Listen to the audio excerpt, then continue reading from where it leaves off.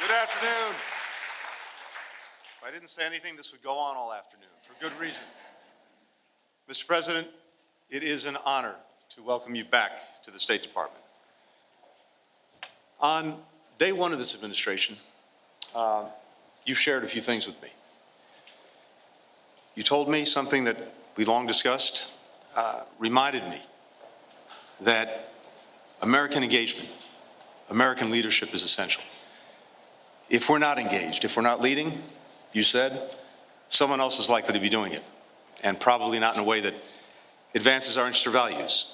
Or maybe no one's doing it, and then we're likely to have a vacuum filled with bad things before it's filled with good things. But the other thing you told me, Mr. President, was that there's a greater premium than ever before on finding ways to cooperate, to coordinate, to work with other countries if we're going to get done what we need to get done for the American people. And so you instructed me, you instructed all of us to get out there, to rebuild, to rejuvenate, even to reimagine our alliances and partnerships. And I remember what you told me then. You said, we don't know when this is going to make a difference, when we're going to need these friendships, these partnerships, but someday, some way, somewhere, they're going to be critical for advancing the national interest.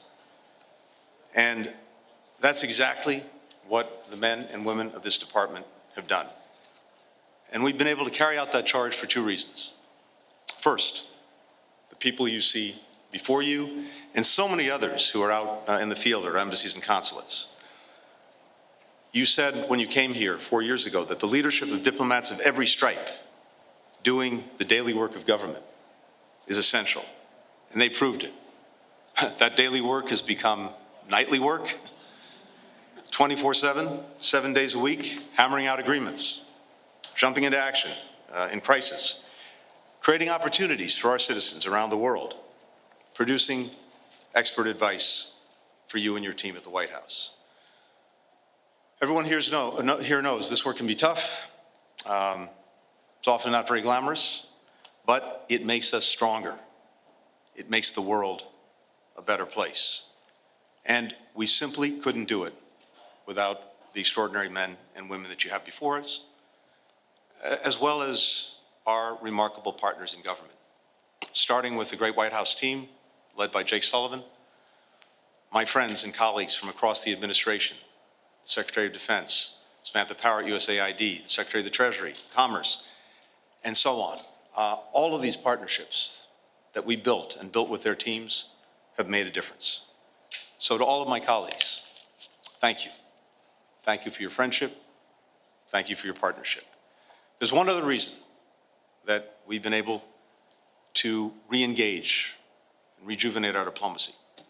Mr. President, that's you. You have never wavered in the conviction that when America leads, when America engages, there is little we cannot accomplish, and that this country remains a force for good, a force for progress around the world. Your unshakable belief in the promise of America has inspired me for more than 20 years. It's inspired so many people in this department and around the world. Simply put, it's been the privilege of my lifetime to work for you, to work with you, to work with this extraordinary team that you've assembled. And it's the honor of a lifetime to be able to introduce, one more time, the 46th President of the United States, Joe Biden.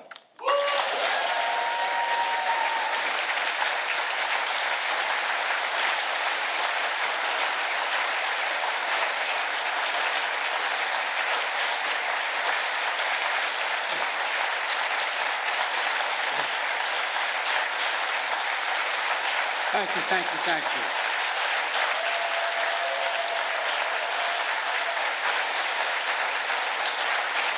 Thank you. Thank you, thank you, please, thank you. Thank you, thank you, thank you. It's good to be back at the State Department. Tony, if I may start by saying this, you're one of the finest men I've ever known in any undertaking, for one important reason. You have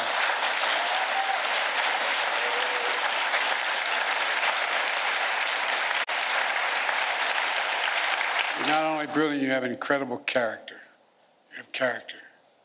You have more integrity than almost anybody I know. Thank you for always sticking with me. Appreciate it. Folks, I'm grateful for his counsel and his friendship as well, but I also want to thank the members of my cabinet and the members of the Congress who are here today, and to all our diplomats, and development experts, service members, and intelligence professionals. Many of the achievements we're going to discuss today were the result of your hard work, and that's not hyperbole, it's true. Thank you, thank you, thank you, thank you for your extraordinary service. Now, I come here to the State Department to report on to the American people on the progress we've made in the last 4 years in our foreign policy and our presidency. I've said many times, we're at an inflection point. The post-Cold War period is over. A new era has begun. In these 4 years, we faced crises that we've been tested. We've come through those tests stronger, in my view, than we entered those tests. This is a fierce competition underway.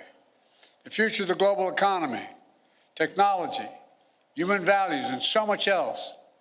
Right now, in my view, thanks to our administration, the United States is winning the worldwide competition. Compared to 4 years ago, America is stronger. Our alliances are stronger. Our adversaries and competitors are weaker. We have not gone to war to make these things happen. During my presidency, I've increased America's power at every dimension.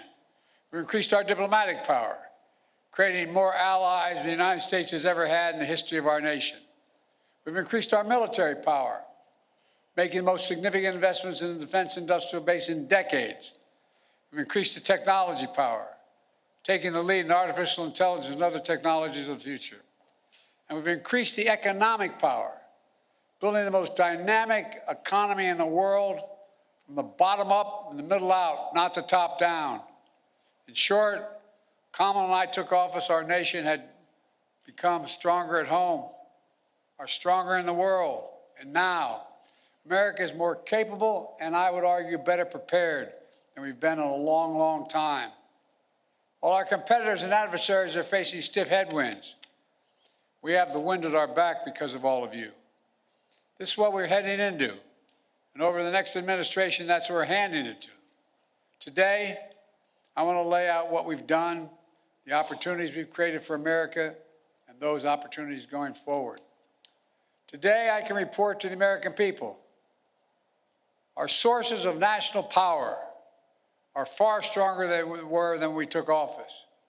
Our economy is booming, although there's more work to do.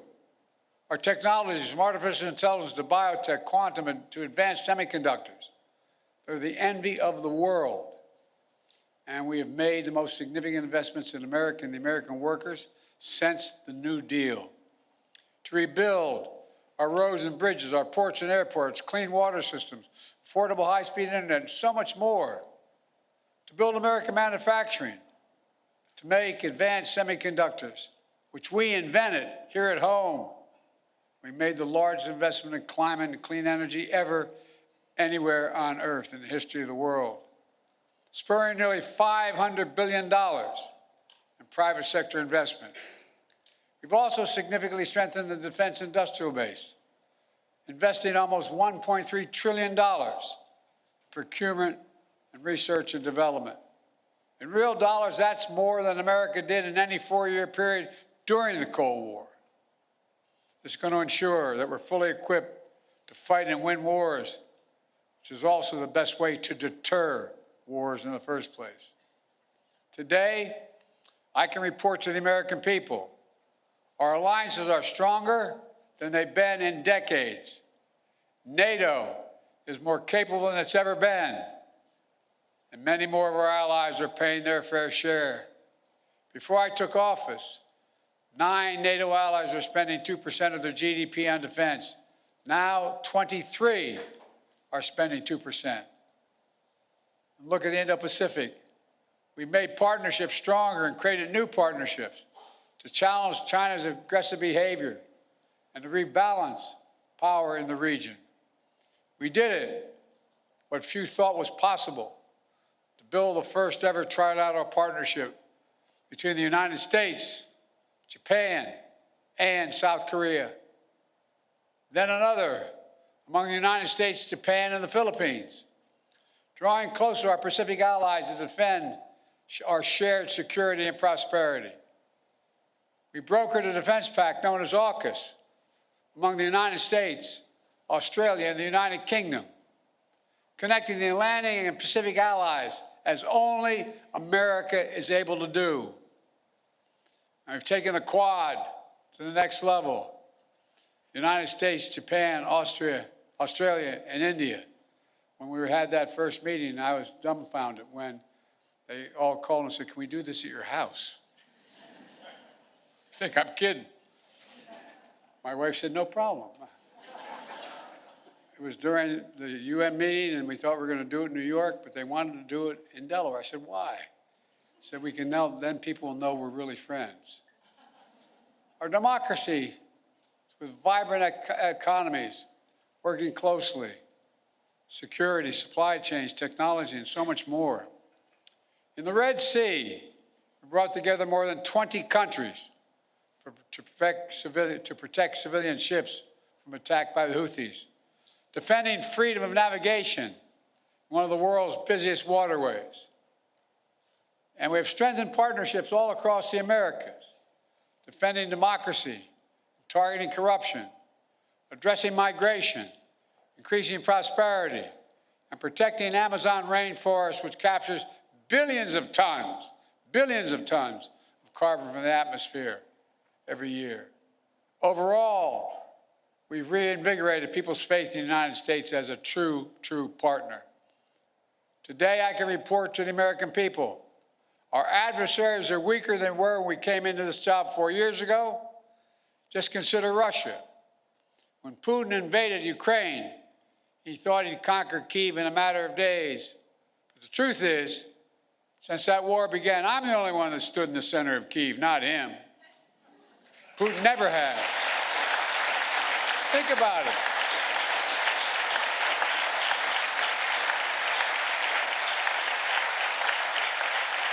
It was a long train ride, but I'm the only commander-in-chief to visit a war zone not controlled by U.S. forces. We helped Ukrainians stop Putin. And now, nearly three years later, Putin has failed to achieve any of his strategic objectives. He has failed thus far to subjugate Ukraine, failed to break the unity of NATO, and failed to make large territorial gains. There's more to do. We can't walk away. We rallied 50 nations to stand with Ukraine, not just in Europe, but for the first time in Asia as well. Because those countries in Asia know what happens in Ukraine matters to them as well. We delivered air interceptors, massive numbers of munitions, enacted relentless, unprecedented sanctions to keep Ukraine in the fight. And now Russia is struggling to replace what they are losing on the battlefield in terms of military equipment and fighters. And the ruble is under enormous pressure. As I saw it, when Putin launched his invasion, I had two jobs. One, to rally the world to defend Ukraine, and the other is to avoid war between two nuclear powers. We did both those things. Today, Ukraine is still a free, independent country with the potential for a bright future. And we laid the foundation for the next administration so they can protect the bright future of the Ukrainian people. And now, look at Iran. Did you ever think we'd be where we are with Iran at this moment? After those despicable attacks by Hamas on October the 7th, Iran directly attacked Israel twice with hundreds of ballistic missiles and drones. And twice they failed because the United States organized a coalition of countries to stop them and ordered U.S. aircraft to come to the defense of Israel. Now, Iran's air defenses are in shambles. Their main proxy, Hezbollah, is badly wounded. And as we tested Iran's willingness to revive the nuclear deal, we kept the pressure with sanctions. Now Iran's economy is in desperate straits.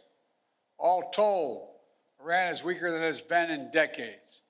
And if you want more evidence that we've seriously weakened Iran and Russia, just take a look at Syria. President Assad was both countries' closest ally in the Middle East. Neither could keep him in power. Quite frankly, neither really tried very hard. Now, I cannot claim credit for every factor that led to Iran and Russia growing weaker in the past 4 years. They did plenty of damage all by themselves. But Israel did plenty of damage to Iran and its proxies. But there's no question, our actions contributed significantly. And now major authoritarian states are aligning more closely with one another. Iran, Russia, China, North Korea. But that's more out of weakness than out of strength. So as the new administration begins, the United States is in a fundamentally stronger position with respect to these countries than we were 4 years ago. Today, I can report to the American people we're in a better strategic position in the long-term competition with China than we were when I took office. You all recall, many experts believe were predicting it was inevitable that China's economy would surpass ours. According to many predictions, that would happen by the year 2030 or shortly thereafter. But we in this room said no. If we make the investments in ourselves, if we protect our workers and technologies, that will not happen. Now, according to the latest predictions, on China's current course, they will never surpass us, period. I met one-on-one with President Xi in consequential summits. He and I have always been direct and straightforward with each other. I made it clear we expect China and everyone to abide by the international rules. And so we stood up against unfair trade practices, taking action when China dumped subsidized goods, incredibly subsidized, on our markets to undercut our workers. We imposed target tariffs in critical sectors like cars, steel, and semiconductors, rather than across-the-board tariffs. We imposed historic export controls on investments, restrictions, to ensure that China cannot use the most advanced technology and sensitive data against us. And critically, we enlisted our allies and partners to join us, building more convergence among our allies on a shared approach to China than ever existed, and showing that it's more effective to deal with China alongside of partners rather than going it alone. But even while we compete vigorously, we've managed our relationship with China responsibly, so it's never tipped over into conflict. We've created lines of communication between President Xi and myself, and between the leaders of our militaries, to avoid misunderstanding. We found ways to work with each other, to address climate change, to reduce the flow of fentanyl in the United States, which, by the way, overdose deaths are coming down across our nation. And in my administration, we've seized more fentanyl at our border in 2 years than the previous 5 years combined. Today, I can also report to the American people, we're the first president in decades who's not leaving a war in Afghanistan to his successor. But we've got bin Laden during the Obama-Biden administration, the primary objective of war had been accomplished. And I believe that going forward, the primary threat of al-Qaeda would no longer be emanating from Afghanistan, but from elsewhere. And so we not need to station a sizable number of American forces in Afghanistan. So when I took office, I had a choice. Ultimately, I saw no reason to keep thousands of servicemen in Afghanistan. I think I have my schedule with me, and I keep on my, I don't have, but I keep on the back of my card the actual number of dead and wounded that occurred in our longest war, to remind myself. Keep spending hundreds of millions of dollars a day. We're no longer doing that. In my view, it was time to end the war and bring our troops home, and we did. I commend the courage of all those who served in Afghanistan. We grieve all 2,461 Americans who made the ultimate sacrifice in the longest war in American history. And I grieve those brave service members whose lives were lost during the withdrawal. We also thank those inside and outside of government who have done so much to help thousands of Afghan families resettle in the United States. Remember, critics said if we ended the war, it would damage our alliances and create threats to our homeland from foreign-directed terrorism out of a safe haven in Afghanistan. Neither has occurred. Neither has occurred. And our alliances have stayed strong. We've used our over-the-horizon capabilities to strike in Afghanistan and elsewhere when we had to. For instance, eliminating Zawahiri, the leader of al-Qaeda, who helped orchestrate the September 11th attacks. And we did it without putting more American boots on the ground. And by ending the war, we've been able to focus our energy and resources on more urgent challenges. There is nothing, I can tell you from my conversations with both Xi and Putin, nothing our adversaries and competitors like Russia and China would have liked more than seeing us to continue to be tied down in Afghanistan for another decade. For all those reasons, ending the war was the right thing to do, and I believe history will reflect that. And from the moment I entered office, I also worked to free as many Americans as possible being held hostage or wrongfully detained overseas. We brought home more than 75 Americans by last count. In some cases, it took months, even years of effort, like the prisoner swap with Russia over the past summer. A feat of diplomacy involving many of you and involving multiple countries who joined complex negotiations at our request. Another example of the power of our alliances. We did not have these relationships, those women and women would likely still be in prison.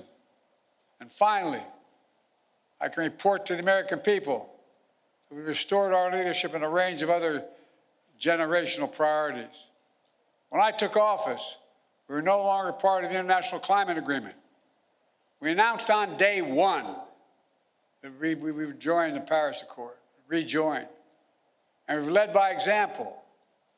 We've conserved hundreds of millions of acres of land and water, more than any president in American history, making investments in clean energy and convincing other nations to join us.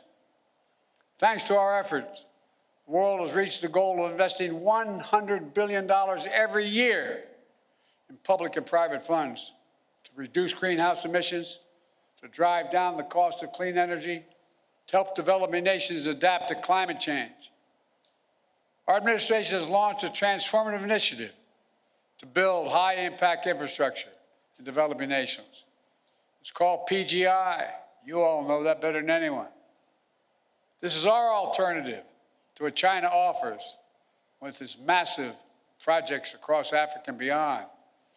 But their approach features no workers' rights, no environmental protections, unmanageable debt, shoddy construction, all in exchange for military access to ports and other exploitative purposes. By contrast, we've leveraged $600 billion and unleashed the private sector to build an infrastructure in order to grow economies and combat climate change. As an example, I was recently in Angola to see a major project being built with the help of American public funding, which brought in even more private investment. We're building the first ever transcontinental railroad across Africa. It will significantly improve the economies of the region, will help farmers transport crops in new global markets, will transport critical minerals that are needed for electric vehicles and semiconductors. China used to control the supply chains in these materials, but not for long. Now, make no mistake, there are serious challenges the United States must continue to deal with in Ukraine, in the Middle East, in the Indo-Pacific. Must keep the pressure on the Houthis, who are attacking ships in the Red Sea, launching missiles at Israel, and firing at American forces. Must deter North Korea as they rattle their saber and draw closer to Russia. And new challenges will certainly emerge in the months and years ahead. But even so, it's clear my administration is leaving the next administration with a very strong hand to play. And we're leaving them and America with more friends and stronger alliances, whose adversaries are weaker and under pressure. And America that once again is leading, uniting countries, setting the agenda, bringing others together behind our plans and visions. In America, which is no longer at war, which has made historic investments in American workers, American energies, American factories, generating the strongest economy in the world, which is now in a much better position to win the future against any competitor. These wins are not partisan. They're American.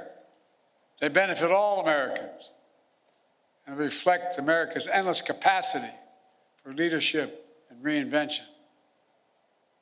Look, folks, the United States should take full advantage of our diplomatic and geopolitical opportunities we've created to keep bringing countries together to deal with challenges posed by China, to make sure Putin's war ends in a just and lasting peace for Ukraine, and to capitalize on a new moment for a more stable, integrated Middle East.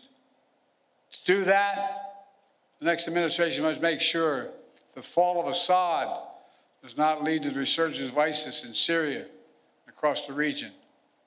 It must carry forward the commitment that America will never allow Iran to acquire a nuclear weapon.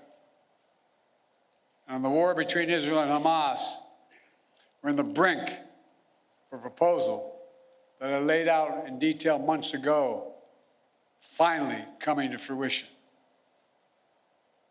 I have learned in many years of public service to never, ever give up. So I spoke to Prime Minister of Israel yesterday. I spoke to Emir of Qatar today. I look forward to speaking with President Sisi soon. We're pressing hard to close this. The deal we have structured would free the hostages, halt the fighting, provide security to Israel, and allow us to significantly surge humanitarian assistance to the Palestinians who've suffered terribly in this war that Hamas started. They've been through hell. So many innocent people have been killed. So many communities have been destroyed. The Palestinian people deserve peace and the right to determine their own futures. Israel deserves peace and real security. And the hostages and their families deserve to be reunited. And so we're working urgently to close this deal. And as we deal with immediate challenges, in my view, we have to look to the future. I urge the next administration to carry forward two issues that have been central to my presidency and which shape the future, in my view. On artificial intelligence, we are in the lead, and we must stay in the lead. We must not offshore artificial intelligence, as we once did with computer chips and other critical technologies. AI has the power to reshape economies, governments, national security, entire societies. And it must be the United States and our closest allies that lead the way to ensure people's rights are respected, their safety is protected, and their data is secure. And likewise, clean energy transition will race ahead in the years to come. I know some in the incoming administration are skeptical about the need for clean energy. They don't even believe climate change is real. I think they come from a different century. They're wrong. They are dead wrong. It's the single greatest existential threat to humanity. The clean energy transition is already happening. China is trying to dominate the clean energy, manufacturing, critical materials, supply chains. They want to capture the market of the future and create new dependencies. The United States must win that contest, and we will shape the global economy and the planet for decades to come. Let me close with this. Like many of you, I've dedicated a significant portion of my career to our nation's foreign policy. As chair of the Foreign Relations Committee as a senator, vice president for 8 years, and now president of the United States, I put together one of the most competent foreign policy teams, I would argue, in American history, sitting in this room and before my eyes. Throughout my career, the world has undergone tremendous change. But certain things have always held true. At our best, America leads not only by the example of our power, but the power of our example. In the past 4 years, we've used that power, not to go it alone, but instead to bring countries together, to increase shared security and prosperity, to stand up to aggression, and to solve problems through diplomacy wherever possible, and to relentlessly defend democracy, civil rights, and human rights. Because that's who we are. That's who we are. You've heard me say it many times before. We're the only country on earth founded on idea. Every other country is founded on geography, religion, ethnicity, or some other unifying factor. But America was built on an idea, literally, not figuratively. That idea was all women and men are created equal. The idea that has inspired the world for 250 years and counting. We're always reaching to do better, always looking to the future, and at our best, always seeking progress for our people and for people everywhere. It's been the honor of my life to serve as your president. Today, I'm optimistic about our future, as optimistic as I've ever been. Just have to remember who in the hell we are. You've heard me say it many times. We're the United States of America, for God's sake. There is nothing beyond our capacity if we do it together and commit to it. Nothing. So thank you all for all you've done. I hope many of you are going to be staying in the next administration to keep this moving. May God bless you all, and may God protect our troops. Thank you, thank you, thank you. Thank you. Thank you.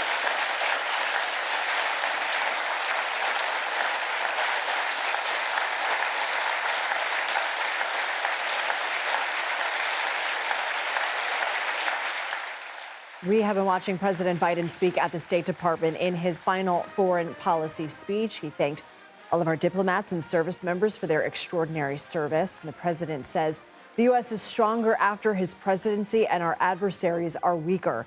Topics range from artificial intelligence to foreign wars to clean energy and climate change. Let's go to CBS News senior White House and political correspondent Ed O'Keefe, who joins us now. Ed, like always, you were spot on in your preview of what we were expecting to hear. What stood out to you about some of the top lines? We know it was very wide-ranging. That he suggested that a lot of this can be inherited and continued by the Trump administration if they just so choose to continue it. And those warnings about artificial intelligence and the threats of climate change, that was echoed earlier today by his National Security Advisor, Jake Sullivan, in the daily briefing when he was asked, what do you think is the biggest challenge sort of left unresolved or that remains out there for the next administration? He said it was artificial intelligence and whether it will be used for good or for bad. You heard the president there suggest that while the United States has the edge, it has to maintain that and has to be using it responsibly for the greater good. But a pretty vociferous defense and detailed at times about elements of the work that he's done, making the case that by buoying NATO, by expanding partnerships in the Indo-Pacific, by working to weaken Russia's military and Iran's influence across the Middle East, his has been a successful foreign policy and administration. Notable that he signals there that we are pretty close, it sounds like, to some kind of an agreement between Israel and Hamas. Now, how many times have we heard that over the last 15-plus months? We have heard it several times. But what's different in the last few days is that the leaders are now talking to each other. The president and the prime minister speaking yesterday for the first time that we know of, at least publicly, since October. The fact that the Israelis sent a delegation to Qatar to work on some of the final details of the agreement, and that a final draft has been sent to Hamas leadership, leaves this White House quite optimistic that we may be on the verge of some kind of an agreement between Hamas and Israel, and the president encouraging everyone there to get it done, noting that it would help secure Israel, it would help work the Palestinian people closer to peace and their own security, and try to resolve what has been a real mark on his administration, at least over the last 15, 16 months or so.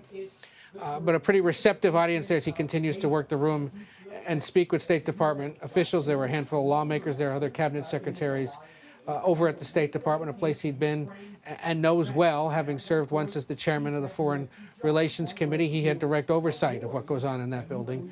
And then, of course, as president, he has had a keen interest in what exactly those diplomats have been up to.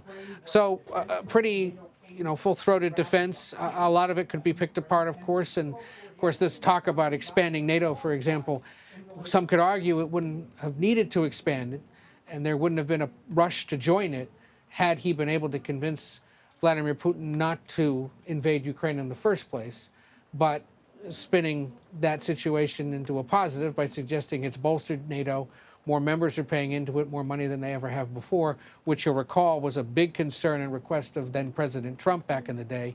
He sees that as a win. And his final days here will continue with other appearances throughout the rest of the week, Lindsay. Ed, stay with us if you can. I want to bring in a military analyst, Major Mike Lyons. Major, thank you very much for joining us. I want to ask you your thoughts as well, and if there was anything what Ed said that you wanted to piggyback off of. Yeah, I wasn't surprised. He doubled down, tripled down on a lot of things and the platitudes that he gave himself as administration. But in a lot of ways, foreign policy is a function of what happens over the horizon. As he turns over this country to a new president, a new administration, there's going to be a lot of changes with regard how things are running. I think the overall the Biden foreign policy wasn't bad. I think that it made strides, for example, in the Far East with Korea and with Japan in certain ways there, and as he brought up in his comments, I think the situation in Ukraine is very critical right now, and the fact that he set this up, that if the Trump administration doesn't support Ukraine, doesn't send the kind of billions of dollars that the Biden administration has been sending him, that Ukraine loses this war in 12 to 18 months, and I think that's a catastrophe. So he's kind of laid the groundwork for the Trump administration to be not successful based on what he knows that they're going to do as well, which he doesn't believe that they're going to support it. I think the situation in the Middle East, again, remains very tenuous. You have the Iranians, they're surely weak, and whether the question is whether Israel goes after the Iranian nuclear capability. He did say in the speech that he didn't think Iran should ever have this capability. But most people are convinced in the world that it's not going to be negotiated away. It's going to take a military strike. But overall, I wasn't surprised. He did talk about Afghanistan. I think that's a sore point. I do think that it's a positive that we're out of Afghanistan. I think the point was how we left was what most people are concerned about, and those family members of those service members that were killed there, and that was unnecessary. But overall, it wasn't surprised at what the president said today and how he felt his administration did in a foreign policy perspective. And we will talk more about Afghanistan with Ed because he did ask Jake Sullivan about that today. When it comes to Ukraine, one of President Biden's most forceful comments that he made today was when Putin invaded Ukraine, he thought he conquered Kyiv in a matter of days. I'm the only one standing in the center of Kyiv. Do you think, Mike, in addition to what Ed was saying, that he was saying that this could be continued on if the Trump administration deems so, he was also trying to highlight the differences in his platform and what he believes he accomplished over the last 4 years and what Trump ran on, which is more of an American first mentality? No, I think so. I don't think there's anything wrong with an American first mentality. I think it communicates intent, and I think our allies want America to act first in foreign policy because it helps them as long as that's communicated. But when you bring this back to Ukraine, they only survive with the support from the United States and the NATO countries there, and that's what the concern I think President Biden has, is that President Trump said that wouldn't happen. And I think President Trump a few months ago was more of a strong-armed. He can negotiate with Putin. He was going to get this done. But I think the last few months, Putin has signaled that he's not willing to negotiate. He wants the whole thing. He's not willing to lose on any level. And I think this is going to be a very tough problem set for this incoming administration. And forcing Ukraine to take less, forcing Ukraine to lose their land areas that Russia controls or doesn't get the security commitments that it wants, I think that's going to look like Russia has won. So, and if the world allows Russia to win here, then what have we gotten the last 3 years? We haven't moved that forward. So I do think that the Trump administration will be somewhat forced to keep this going because Russia is not that weak. They're not as they could still win in 12 to 18 months based on what their capability is and based on the fact that if Americans and America as well as other NATO countries don't support the situation there, Ukraine would be in big trouble. So I want to ask a little bit about that because I had Ian Bremmer from the Eurasian Group on last week about what they deem the greatest global risks are in 2025. And it sort of is in line with what Secretary of State Blinken was saying. According to the Eurasia Group, one of the biggest concerns, if not the biggest, is a vacuum at the forefront of global politics. Secretary Blinken said today that one of the first things that Biden told him in his presidency was if we aren't leading, someone else is, and not in a way that advances our values. Or if no one is leading, then we are in a vacuum. Do you share any of those concerns moving forward into the next administration? I think this next administration is going to put forward a much greater signal of deterrence that this last one didn't. For example, we just really downward managed the conflict in Ukraine. We whipsawed back and forth with support for Israel, frankly, in terms of we gave them the military support that they needed. What does downward manage mean? Well, we didn't necessarily. We're supporting Ukraine in a way that just keeps them from losing. We've not given them the offensive capability that allows them to go win and actually bring Russia to the negotiation table. So we've just managed the decline and the defense inside. Any person in the military knows nothing changes unless you go on the offense. Look at Desert Storm in 1991. We defended for a while and said, you know what? The only way things change is when we go on the offense. And so we haven't given them that full-throated kind of support in Ukraine to go on the offense. We've just, in the last few months, allowed Ukraine to use Western assets to attack inside of Russia. But isn't aid to Ukraine considered more tenuous under a Trump administration? We don't know the kind of funding or aid they're going to be giving to Ukraine. No question. I think that the Trump administration could shut a lot of that aid down, and that aid is not cash. I don't want people to think that we're writing checks to oligarchs or anything like that. There, and what they've done is they've opened up the factories and they've opened up military supplies and they've artillery, weapons, and the like. They've really given Ukraine all it can get there. This is still a logistical challenge of getting it there and all the things that go with that. But it also still not just writing a check doesn't necessarily mean Ukraine is going to be able to win. They still need to change some of their tactics. They still need to have different material, and they have a recruiting problem themselves. So again, the situation there is potentially catastrophic for the Trump administration if they don't manage it well and figure out a way to get Russia to the table without in a manner that also Russia doesn't think that they can attack their neighbors and change the world order. Major Lyons, we'll have to leave it there for today, but I've really enjoyed our conversation. I look forward to many more with you. Thank you so much. Thanks for having me. Let's go back to Ed O'Keefe now at the White House. So, Ed, I know that you had an exchange today in the briefing room with Jake Sullivan. Let's go ahead and play that. Historians one day will write the history of the Biden foreign policy and probably end up summarizing it in 2 to 3 sentences. How would you write those 2 to 3 sentences? I would say that we made our alliances stronger. We made our enemies weaker. We made America's sources of strength stronger, and we did all of that while keeping America out of war. And I didn't hear you mention Afghanistan in your opening at all. How is that going to be addressed in the speech? How would he explain or defend it at this point? He will address Afghanistan in the speech, and it was, in a sense, referenced because I said we kept America out of war. In fact, President Biden ended America's longest war after 20 years. So this was obviously the national security advisor prior to the speech. But, Ed, what did we hear from the president regarding Afghanistan, which we just heard from Major Lyons was a sore spot for the administration? He made the argument again, Lindsay, that he had made at the time of the decision being announced, which was if we pull out of this war that has bedeviled now 5 presidents, it will allow us to refocus and recenter our priorities on other parts of the world. Yes, it did allow that, but it did that in part because a vacuum was created, and the argument was, of course, that Russia filled it by invading Ukraine and drawing us into that part of the world in that conflict instead of putting more resources and attention into the Indo-Pacific relationship, which he spent a fair amount of time on, but probably in hindsight would have liked to have spent more time countering China, working with those other democracies there in the Indo-Pacific and in Eastern Asia. And so, again, wasn't a big part of the speech, but felt the need, obviously, to explain and defend that decision again, which, remember, was supported by a majority of Americans, ending the war in Afghanistan.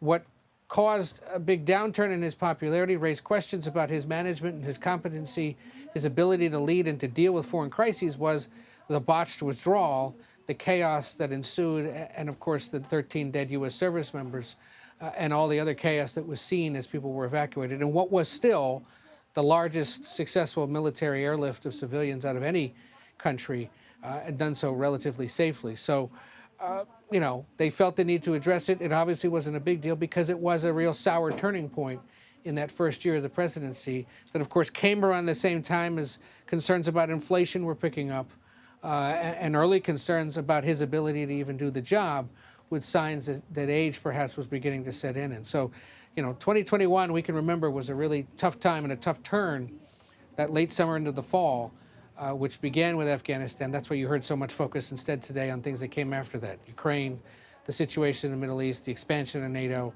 the expansion of Indo-Pacific partnerships, and his concerns going into the future about artificial intelligence and climate change. Okay. Ed O'Keefe, always good to hear from you. Thank you. Los Angeles County officials say severe fire weather conditions will continue through Wednesday. The Palisades fire and the Eaton fire, the two largest wildfires in the area, are only 13% and 33% contained, respectively.